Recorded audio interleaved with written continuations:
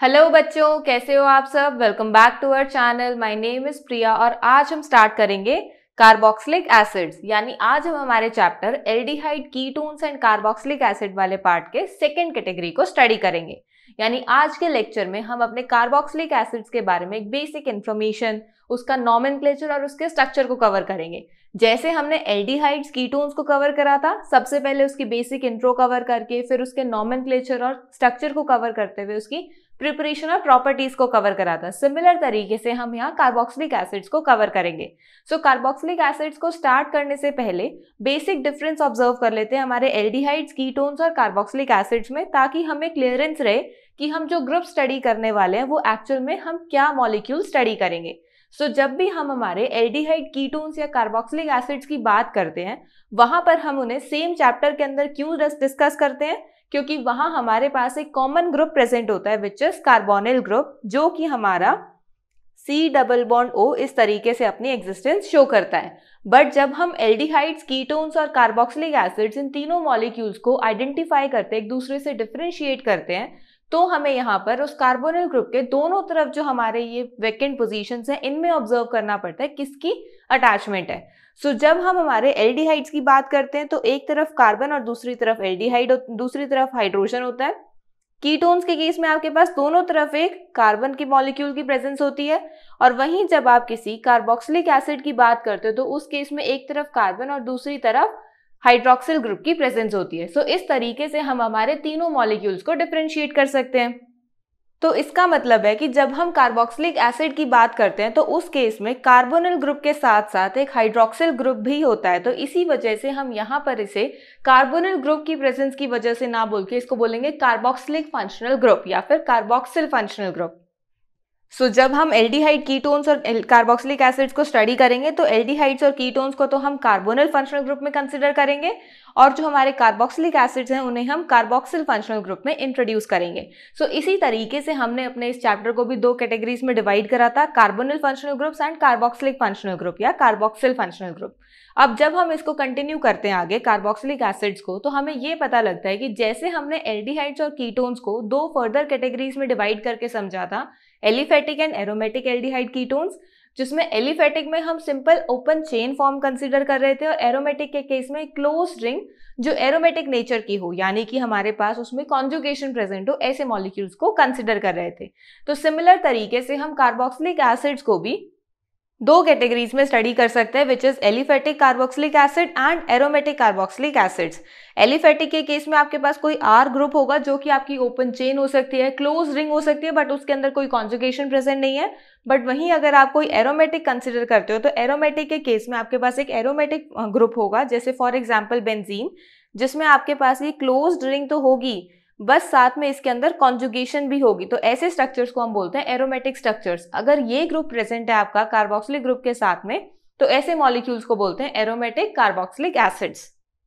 सो अब जब हम कार्बोक्सिलिक एसिड्स की बात कर रहे हैं तो कार्बोक्सिलिक एसिड्स को स्टडी करने का भी मतलब यही है कि हमें यहाँ ये मॉलिक्यूल्स भी काफ़ी जगह ऑब्जर्व होते होंगे, नेचर में ऑब्जर्व होते होंगे, हमारी लैब्स में ऑब्जर्व होते होंगे, इंडस्ट्री में ऑब्जर्व होते होंगे, और उसी के अकॉर्डिंग उनके पर्टिकुलर यूजेस भी हैं। बिल्कुल करेक्ट। जब हम कार्बोक्सिलिक एसिड्स को स्टडी करते हैं तो आपको ये नेचुरली भी बहुत सारे कार्बोक्सिलिक एसिड्स की एग्जिस्टेंस मिलती है, और बहुत सारे तो जो एलिफेटिक कार्बोक्सिलिक एसिड्स होते हैं जो कि हायर कार्बन नंबर की रेंज में लाई करते हैं, जिसमें हम कार्बन 12 टू कार्बन 18-19 कंसिडर कर सकते हैं। यानी ऐसे मॉलिक्यूल्स जिसमें 12 नंबर ऑफ कार्बन एटम्स हैं, 18 नंबर ऑफ कार्बन एटम्स हैं, 19 नंबर ऑफ कार्बन एटम्स हैं, उन मॉलिक्यूल्स को हम फैटी एसिड्स बोलते हैं, जो आपकी बॉडी में बहुत इंपॉर्टेंट रोल प्ले करते हैं। यानी इसका मतलब है कि कार्बोक्सिलिक एसिड्स का हमारे बायोलॉजिकल फंक्शंस में भी काफी इंपॉर्टेंट रोल है। इसी वजह से तो हम इन्हें स्टडी कर रहे हैं। और प्लस जो कार्बोक्सिलिक एसिड्स हैं ये इंडस्ट्री और केमिस्ट्री दोनों ही आपके लैब्स में यूज होते हैं, यानी इंडस्ट्रियल प्रिपरेशन और आपके केमिकल लैब्स के अंदर, जहां पर आप इसे यूज कर सकते हो as a starting material for various compounds. आप इससे इसके डिराइव डिफरेंट कंपोनेंट्स को डिराइव कर सकते हो, जैसे कि एनहाइड्राइड या फिर एस्टर्स, कोई amide, acid chloride, acid halide, इस तरीके से आप डिफरेंट मॉलिक्यूल्स को डिराइव कर सकते हो। जैसे हमने चैप्टर के स्टार्टिंग में डिस्कस कराई था जब हमने चैप्टर को इंट्रोड्यूस करा था कि हमारे पास इस चैप्टर में एल्डिहाइड कीटोन्स और कार्बोक्सिलिक एसिड्स के साथ में हमें इनके थोड़े से डेरिवेटिव्स के बारे में पता होना चाहिए। डेरिवेटिव्स का मतलब है कि हमने इन्हीं पेरेंट मॉलिक्यूल्स को यूज करके इसमें कुछ ना कुछ रिप्लेसमेंट करी है और उससे एक नया मॉलिक्यूल आ गया, तो उस नए मॉलिक्यूल को हम बोलते हैं they are derived from their parent molecule. So जो ऐसे मॉलिक्यूल्स होते हैं वो डेरिवेटिव्स होते हैं। सो उन डेरिवेटिव्स को आप प्रॉपरली यहाँ पर, जैसे हम कार्बोक्सिलिक एसिड्स, एल्डिहाइड्स, कीटोन्स को स्टडी कर रहे हैं, डिटेल्ड फॉर्म में स्टडी नहीं करेंगे, बट वो हम हमारी रिएक्शन में कहीं ना कहीं यूज करेंगे, इस वजह से उनके स्ट्रक्चर्स को हमने ऑब्जर्व करा था। सो वो जो डेरिवेटिव्स प्रिपेयर हुए हैं वो किस वजह से प्रिपेयर होते हैं, कैसे प्रिपेयर होते हैं? जब आप कार्बोक्सिलिक एसिड्स को as a starting material use करते हो, तो इसका मतलब है कार्बोक्सिलिक एसिड के यूजेस तो बहुत हैं, प्लस इसकी नेचुरल एग्जिस्टेंस भी है, और तो और हमारे बायोलॉजिकल फंक्शंस में भी काफी इंपॉर्टेंट रोल प्ले कर रहा है। तो इसका मतलब है कि कार्बोक्सिलिक एसिड्स को स्टडी करना भी जरूरी है ताकि हम इसके बारे में और ज्यादा जानकर इसको फर्दर यूज कर सकें, इसके फर्दर और ज्यादा बिहेवियर को समझ सकें, और इसी वजह से ये आपकी स्टडी में इंक्लूडेड है। So this was all about the basic information about carboxylic acids. अब इसके नॉमेनक्लेचर से डिस्कशन स्टार्ट करते हैं। सो जब भी हम किसी मॉलिक्यूल के नॉमेनक्लेचर की बात करते हैं तो नॉमेनक्लेचर का मतलब है, जैसे हमारे माइंड में ऑर्गेनिक नॉमेनक्लेचर आता है, सीधे दो चीजें स्ट्राइक करती हैं, एक कॉमन नेम, एक IUPAC नेम। क्योंकि हम इसे क्लास 11 से डिस्कस करते आ रहे हैं कि दो तरीके के किसी मॉलिक्यूल के नेम हो सकते हैं। कॉमन नेम वो नेम होता है जो particular place to place change हो जाता है। जैसे फॉर एग्जाम्पल आपका खुद का कोई कॉमन नेम जो आपका निक नेम बोला जाता है, आपको घर पे किसी और नाम से बुलाया जाता है, आपके फ्रेंड्स किसी और नाम से बुलाते हैं, आपके रिलेटिव्स किसी और नाम से बुलाते हैं, तो ये जो नेम है ये चेंज हो जाते हैं। बट एक होता है आपका IUPAC नेम, यानी कि आपका रियल नेम, जिसको आप उस नेम से आप हर जगह जाने जाते हो। तो सिमिलर तरीके से जब हम किसी मॉलिक्यूल के IUPAC नॉमेनक्लेचर की बात करते हैं तो वो नॉमेनक्लेचर, वो नेम ऐसा नेम होता है जिसको आप अगर यूज करोगे तो चाहे आप वर्ल्ड के किसी भी पार्ट में हो, आप उस नेम से उसी मॉलिक्यूल को डिराइव करोगे, उसी मॉलिक्यूल को फाइंड आउट करोगे, क्योंकि वो नेम एक पर्टिकुलर सेट ऑफ रूल्स को यूज करके ही डिराइव किया जाता है। सो इसी वजह से हम यहाँ पर यूजुअली IUPAC नॉमेनक्लेचर को ही डिस्कस करते हैं। कुछ मॉलिक्यूल्स के कॉमन नेम्स के बारे में पता होना चाहिए क्योंकि वो डायरेक्टली पूछ लिए जाते हैं। यहाँ पर भी मैं आपको उन मॉलिक्यूल्स के कॉमन नेम बताऊंगी, बट हमें प्रॉपर्ली यहाँ IUPAC नॉमेनक्लेचर को समझना है, क्योंकि जब हम कार्बोक्सिलिक एसिड्स के कॉमन नेम की बात करते हैं तो यहाँ पर लर्निंग कंसेप्ट ज्यादा आ जाता है, क्योंकि कॉमन नेम्स को डिराइव करने के लिए प्रॉपर कोई रूल नहीं है कार्बोक्सिलिक एसिड्स के केस में, वो आपको नेम्स लर्न करने पड़ेंगे। बट वहीं अगर हम IUPAC नेम्स की बात करते हैं तो वहां पर प्रॉपर सेट ऑफ रूल्स हैं जिन्हें हम यूज करके उनके नेम्स को डिराइव करते हैं। और जो कॉमन नेम्स आपको आइडेंटिफाई होने चाहिए वो आपको मैं लेक्चर के साथ साथ बताती जाऊंगी, ताकि आपको भी समझ में आ जाए कि इन मॉलिक्यूल्स के कॉमन नेम्स मुझे ध्यान रखने हैं। और IUPAC नेम आपको सारे मॉलिक्यूल्स के डिराइव करने आ जाएंगे। अब जब हम IUPAC नॉमेनक्लेचर की बात कर रहे हैं तो इसे हमने क्लास 11 में प्रॉपरली डिस्कस करा है, जहां पर हमने इसे step by step, rule by rule इसको समझा है। यहाँ मैं आपको बेसिक इन्फॉर्मेशन देते हुए एक ब्रीफ इंट्रोडक्शन प्रोवाइड करूंगी और उसी के अकॉर्डिंग यहाँ पर मैं आपको मॉलिक्यूल्स के नेम करना सिखाऊंगी। अगर किसी को डिटेल्ड फॉर्म में नॉमेनक्लेचर समझना है तो वो क्लास 11 के नॉमेनक्लेचर से एक बार रेफरेंस ले सकता है। आपको डिस्क्रिप्शन बॉक्स में प्लेलिस्ट का लिंक मिल जाएगा। So let's begin with the nomenclature for carboxylic acids. So जब हम नॉमेनक्लेचर की बात करते हैं तो कार्बोक्सिलिक एसिड्स के केस में आप सुफिक्स यूज करते हो oic acid in case of your IUPAC nomenclature. इसके अंदर हम कैसे नेम करते हैं, हम किसी एग्जांपल से समझते हैं। जैसे फॉर एग्जांपल यहाँ दो मॉलिक्यूल्स हैं, पहले फर्स्ट मॉलिक्यूल को समझते हैं। फर्स्ट मॉलिक्यूल में ये कार्बोक्सिलिक एसिड है, हम आइडेंटिफाई कर पा रहे हैं COH की प्रेजेंस की वजह से। ये जो कार्बोक्सिलिक एसिड है इस मॉलिक्यूल में सिंगल कार्बन प्रेजेंट है, तो सिंगल कार्बन के लिए हमारे पास वर्ड रूट क्या होता है, मिथ। Very good. फिर इसके बाद हमें यहाँ पर ऑब्जर्व करना है कार्बन कार्बन के बीच में बॉन्ड्स। अब यहाँ पर आपके पास सिंगल कार्बन है तो यहाँ पर तो आपका कोई और ऑब्जर्वेशन होगी नहीं, तो यहाँ हम सिंगल बॉन्ड यूज करेंगे विच इज एन। नेक्स्ट हमें यहाँ पर आइडेंटिफाई करना है हमारा फंक्शनल ग्रुप। फंक्शनल ग्रुप है हमारा कार्बोक्सिलिक एसिड और इसके लिए हम यहाँ पर सुफिक्स यूज करते हैं ओइक एसिड, तो यहाँ पर हम यूज करेंगे ओइक एसिड। बस अब आपको इसे कंबाइन करना है। कंबाइन कैसे करेंगे, अब यहाँ पर आप ऑब्जर्व करो, क्या कहीं पर दो वॉवल्स एक साथ आ रहे हैं? बिल्कुल करेक्ट, ई और ओ एक साथ आ रहे हैं, तो हमें पहले वाले वॉवल को ओमिट आउट करना होता है। यानी यहाँ पर जब आप इसे नेम करोगे तो मिथेन ओइक एसिड नेम करते हुए मिथेन में से ई को आप ओमिट आउट कर दोगे और आपके पास बन जाएगा मिथेनोइक एसिड। सो इस तरीके से हम हमारे मॉलिक्यूल्स को नेम कर सकते हैं। और कॉमनली इसे बोला जाता है फॉर्मिक एसिड। जैसे फॉर्मेल्डिहाइड था जो कि कार्बोक्सिलिक एसिड के कॉमन नेम से ही डिराइव हुआ था, हमने उसके नॉमेनक्लेचर को स्टडी करते हुए समझा था। यहाँ पर इसे हम बोलेंगे फॉर्मिक एसिड, तो इसका कॉमन नेम क्या हो जाएगा, formic acid. So this was your first example. Now let's move on towards your next molecule. Next molecule भी आपका एक कार्बोक्सिलिक एसिड ग्रुप है क्योंकि यहाँ पर COOH की प्रेजेंस है. अब इस मॉलिक्यूल के अंदर आपके पास 2 कार्बन है. 2 कार्बन के लिए हमारे पास वर्ड रूट होता है इथ, सो हम यहाँ पर इथ यूज करेंगे. प्लस यहाँ पर अब हम देखेंगे कार्बन कार्बन के बीच में बॉन्ड. तो कार्बन कार्बन यहाँ सिंगल बॉन्ड से अटैच्ड है. सिंगल बॉन्ड के लिए हम वर्ड रूट यूज करते हैं एन. और प्लस यहाँ पर हम देखेंगे फंक्शनल ग्रुप. फंक्शनल ग्रुप हमारे पास कार्बोक्सिलिक एसिड है, उसके लिए हम यहाँ पर यूज करेंगे ओइक एसिड. तो हमारे मॉलिक्यूल का नेम क्या हो जाएगा? इथेनोइक एसिड, जिसमें हमने ई ओमिट कर दिया क्योंकि हमारे पास यहाँ पर क्या है, ई और ओ एक साथ वॉवल्स आ रहे हैं. सो ये इसका IUPAC नॉमेनक्लेचर में है.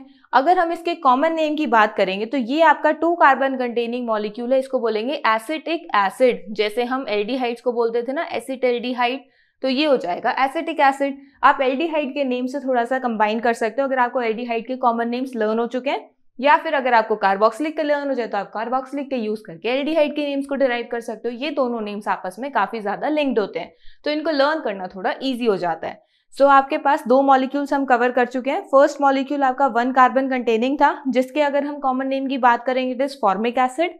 अगर हम सेकेंड मॉलिक्यूल की बात करते हैं 2 कार्बन कंटेनिंग है, जिसके लिए हम अगर कॉमन नेम की बात करें इट इज एसिटिक एसिड. सो इस तरीके से हम मॉलिक्यूल्स के IUPAC नेम्स को डिराइव कर सकते हैं. अब ये तो कुछ सिंपल एग्जांपल्स हैं, कुछ और एग्जांपल्स को भी देख लेते हैं. नेक्स्ट हमारे पास एक मॉलिक्यूल है जिसमें कुछ ना कुछ ब्रांच प्रेजेंट है. तो ब्रांचिंग अगर हमारे मॉलिक्यूल में प्रेजेंट है तो हमें उसकी पोजीशन स्पेसिफाई करनी होती है. पोजीशन स्पेसिफाई करने के लिए हमें ये आइडेंटिफाई करना पड़ेगा कि हम किस साइड से नंबरिंग करें. सबसे पहले हम अपनी मेन चेन आइडेंटिफाई करेंगे और मेन चेन आइडेंटिफिकेशन के लिए हमारे पास रूल्स हैं. हम लोग सबसे ज्यादा लंबी और functional group containing chain observe करते हैं. तो हमारे पास ये वाली चेन है, इसमें हमारे पास 4 कार्बन भी आ रहे हैं और इसके अंदर फंक्शनल ग्रुप भी है, which means this is your main chain. इस मेन चेन में अब हमें नंबरिंग करनी है. नाउ द क्वेश्चन अराइजेस कि राइट हैंड साइड से नंबर करें या लेफ्ट हैंड साइड से नंबर करें. अगर हम राइट हैंड साइड से नंबरिंग करेंगे तो हमारे इस ब्रांच को 3rd पोजीशन मिलेगी, लेकिन अगर हम लेफ्ट हैंड साइड से करेंगे तो इसे 2nd पोजीशन मिलेगी. तो इसके अकॉर्डिंग तो हमारे पास 2nd पोजीशन वाली आनी चाहिए थी. बट अब यहाँ हमें सिर्फ ब्रांच को ही ऑब्जर्व नहीं करना, फंक्शनल ग्रुप को भी देखना है. और हमें पता है कि प्रायोरिटी सीक्वेंस के अकॉर्डिंग हम हमारे फंक्शनल ग्रुप्स को प्रायोरिटाइज करते हैं, और जिसमें कार्बोक्सिलिक ग्रुप तो आपका टॉप मोस्ट प्रायोरिटी पर होता है. तो इसका मतलब है कि हमारी जो नंबरिंग स्टार्ट होगी वो इस कार्बोक्सिलिक ग्रुप से स्टार्ट होगी. आपको इसके कार्बन को भी अपनी पोजीशन में इंक्लूड करना है क्योंकि यहाँ पर आपको कार्बन से ही पोजीशनिंग करनी है. तो हम यहाँ पर जब पोजीशंस डालेंगे तो 1 2 3 4 3rd पोजीशन पर आपके पास मिथाइल ग्रुप प्रेजेंट है. सो उसी के अकॉर्डिंग हम अब इस मॉलिक्यूल को नेम करेंगे. और नॉमेनक्लेचर को डिफाइन करते हुए हम सबसे पहले ब्रांचेस को नेम करते हैं. तो 3rd पोजीशन पर आपके पास मिथाइल ग्रुप है, 3 मिथाइल. 4 कार्बन कंटेनिंग मॉलिक्यूल के लिए ब्यूट आपके पास आपका वर्ड रूट है. कार्बन और कार्बन के बीच में सिंगल बॉन्ड है, सो उसके लिए हम एन यूज करेंगे और ओइक एसिड इसके फंक्शनल ग्रुप के लिए यूज करेंगे. तो इस मॉलिक्यूल का नेम क्या हो जाएगा? 3 methyl butanoic acid. So this was your 3 methyl butanoic acid. ये आपके कुछ एलिफेटिक एग्जांपल्स थे. अब कुछ एरोमेटिक कंपाउंड के एग्जांपल्स को भी डिस्कस कर लेते हैं. सो आपके पास सबसे फर्स्ट एग्जांपल है बेंजीन पर सीधा कार्बोक्सिलिक ग्रुप की अटैचमेंट.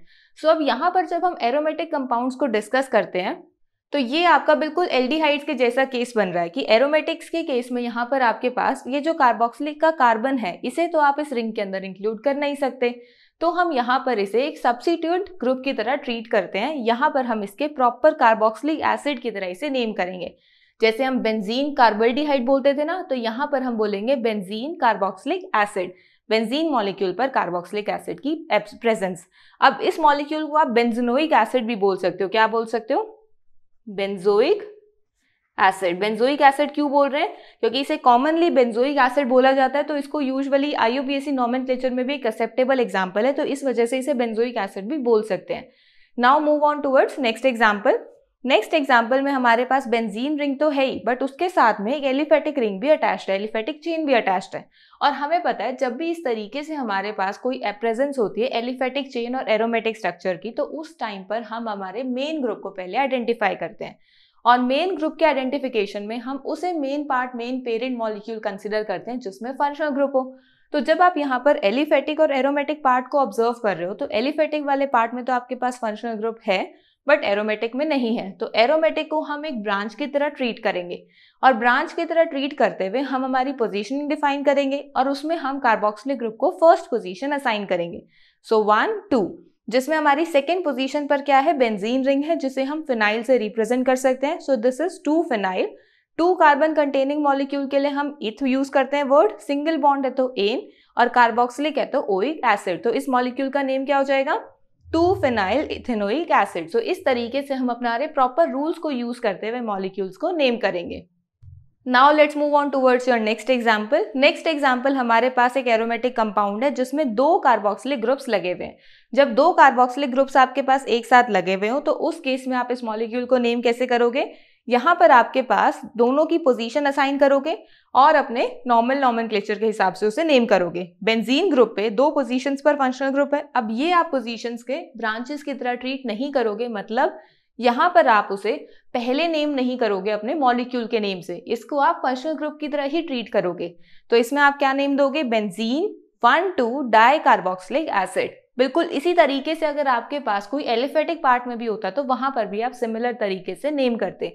जैसे फॉर एग्जाम्पल मान लो आपके पास एक ऐसा मॉलिक्यूल है जिसमें COH, CH2, CH, CH2, COH and COH इस तरीके से कोई प्रेजेंस है, तो यहाँ पर आप तीनों फंक्शनल ग्रुप्स को ऑब्जर्व करो, तीनों सेम फंक्शनल ग्रुप्स हैं। तो हम ऐसे तो कर नहीं सकते कि एक मॉलिक्यूल को हम मेन कंसिडर कर ले, बाकी दोनों को सब्स्टिट्यूएंट या सेकेंडरी ग्रुप्स कंसिडर कर ले।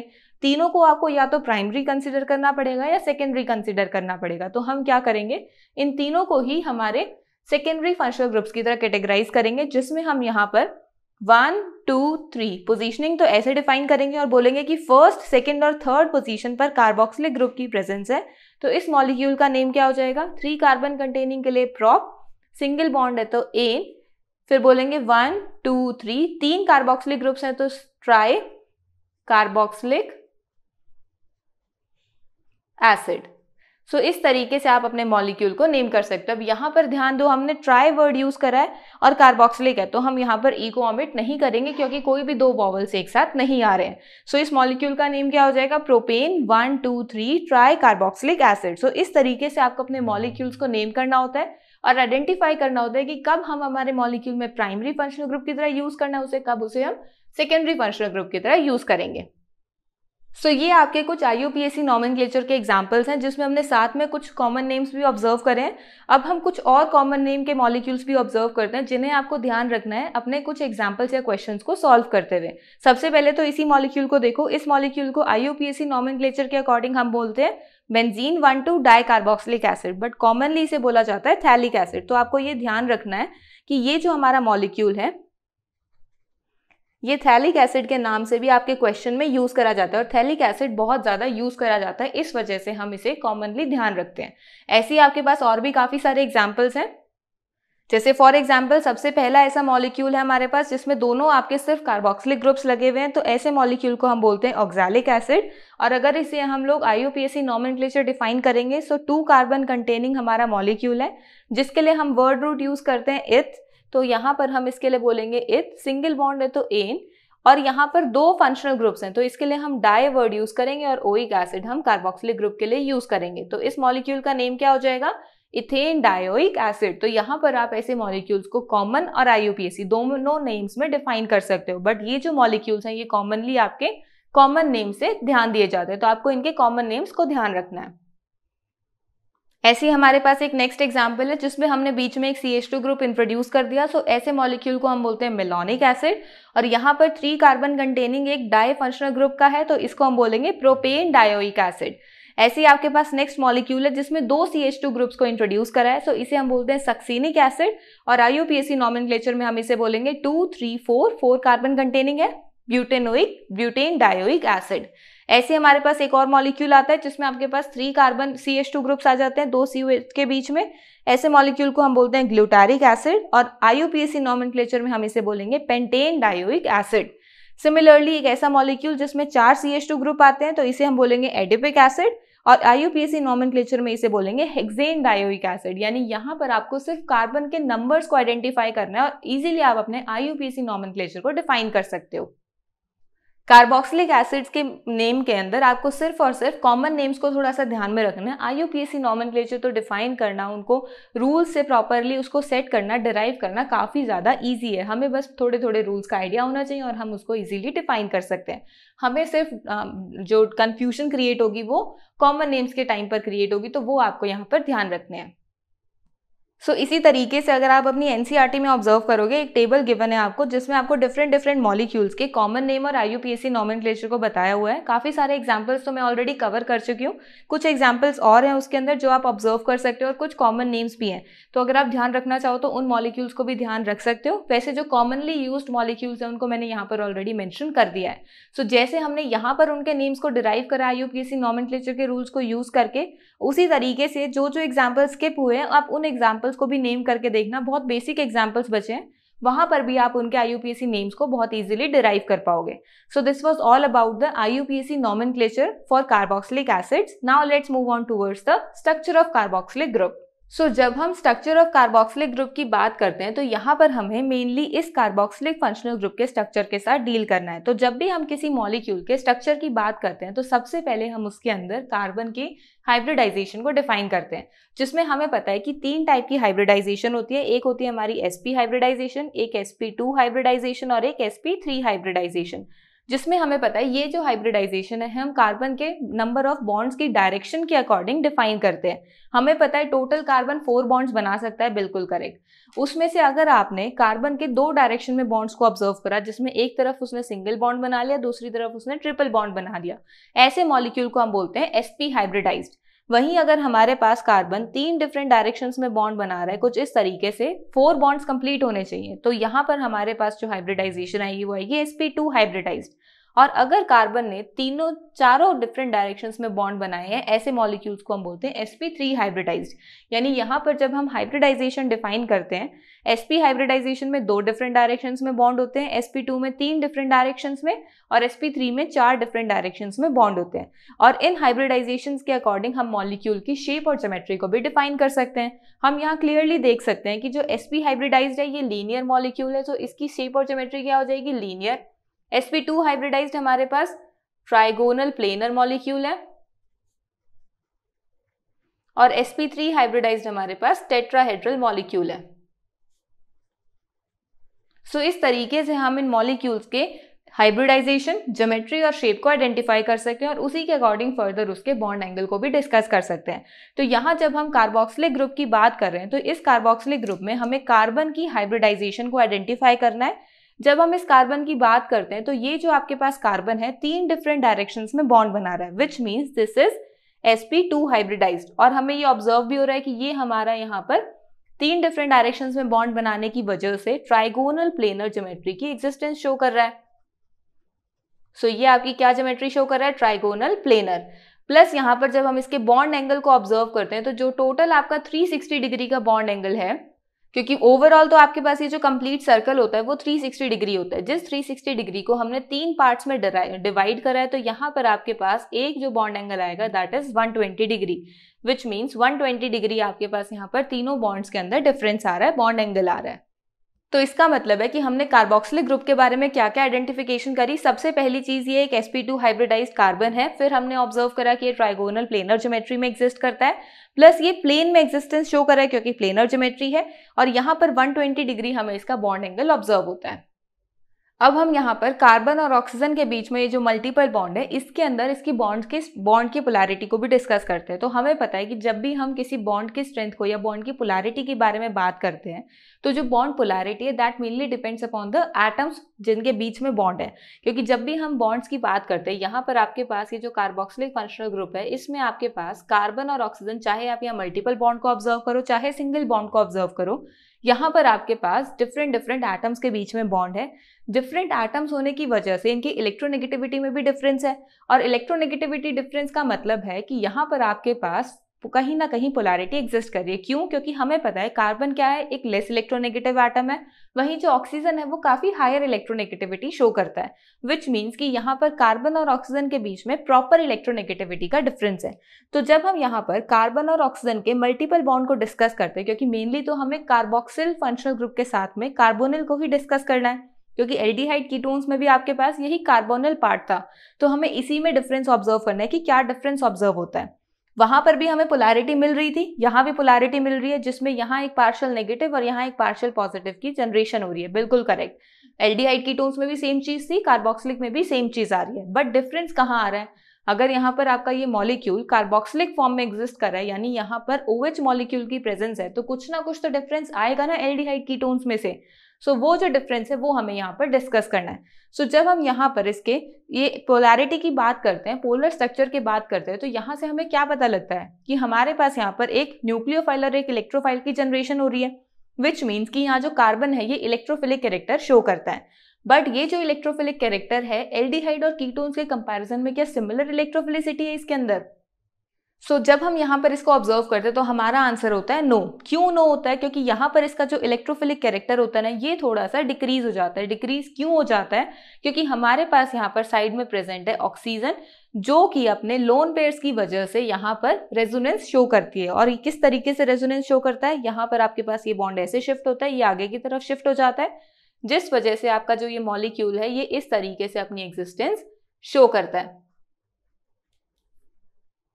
यानी कि जो आपका ये जो बॉन्ड पोलैरिटी शो कर रहा था, जिसमें हम जब पोलैरिटी बताते हैं, अगर हम यहाँ बॉन्ड को रिमूव कर दें तो हमारे पास यहाँ नेगेटिव और यहाँ पॉजिटिव चार्ज की क्रिएशन हो रही थी। अब साइड में लोन पेयर होने की वजह से इस ऑक्सीजन ने इधर अपने इलेक्ट्रॉन्स को शिफ्ट करा, जिस वजह से ये वाले जो इलेक्ट्रॉन्स शिफ्ट हुए, यहाँ पर इसने ऑक्सीजन ने अपने ऊपर एक पॉजिटिव चार्ज की जनरेशन करी, और यहाँ जो कार्बन के ऊपर पॉजिटिव चार्ज था इसे रिमूव कर दिया। पॉजिटिव चार्ज ऑक्सीजन पे क्यों जनरेट हुआ? क्योंकि ऑक्सीजन के पास न्यूट्रल स्पीशीज थी, वो उसने अपने इलेक्ट्रॉन्स किसी को दिए, तो उस वजह से उसके ऊपर एक पॉजिटिव चार्ज की जनरेशन हो गई। तो यहाँ पर इस तरीके से जो कार्बन पर पॉजिटिव चार्ज था वो डिक्रीज हो गया।